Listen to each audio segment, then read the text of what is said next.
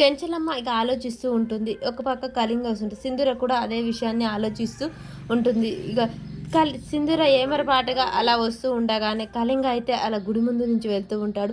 ఇక చెంచలమ్మ సింధూర జీవితం గురించి ఆలోచిస్తూ ఉంటుంది. ఈలోపే ఒక్కసారిగా చక్రం బాబాయ్ వచ్చి సింధూరని అలా లాగేస్తాడు. ఏంటమ్మా నువ్వు చేసిన పని? కొద్దిగా అయితే కళింగ చూసేవాడు, నీ ప్రాణాలకే ప్రమాదం వచ్చేది కదా అని చెప్పేసి చక్రం మాట్లాడుతూ ఒక్కసారిగా సింధూర వైపు తిరిగి చూస్తాడు. తన మెడలో తాళి చూసి, అమ్మాయి గారు మీ మెడలో తాళి ఏంటమ్మా, అసలు ఏం జరిగిందమ్మా, ఏంటి అని చెప్పగానే భయపడుతూ ఉంటుంది.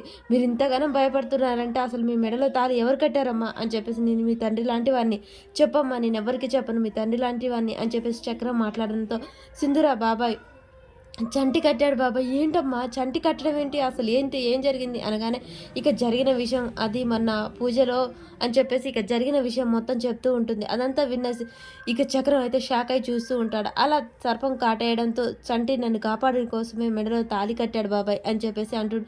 వాడొక వెర్రిబాగులోడు, ఎవరిని ఆపదల్లో ఉంచాడు, కానీ ఇది వానికే ముప్పు కదా, ఈ విషయం చెంచలమ్మకు తెలిస్తే వాడిని బ్రతకనివ్వదమ్మా బాబాయ్, మీకు కాలు ముక్తాను, తండ్రి లాంటి వారు, చంటి గురించి ఎవ్వరికి చెప్పకండి, ఈ తాళి గురించి చంటికి కూడా తెలియకూడదు అని చెప్పేసి అనగానే, సరే సరే పద ఫస్ట్ ఇంటికి వెళ్దాం పదమ్మా, ఇక్కడి నుంచి ఇక నేను నా ప్రాణం పోయినా నేను ఎవ్వరికీ చెప్పను అని చెప్పేసి చక్రం అయితే సింధూరకు మాట ఇస్తాడు.